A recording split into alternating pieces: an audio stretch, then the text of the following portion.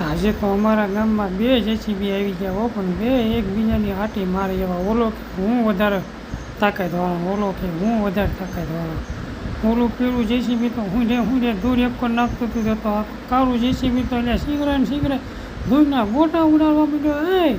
આમ જો ધૂળના લોંદા મીંડો ઉડાડવા હો.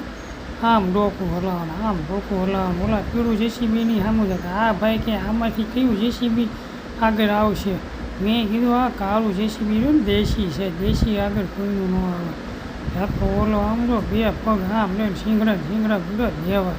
અમારી સામું જો ને કે કોણ હતા મારી સામું બોલતી ના નહીં.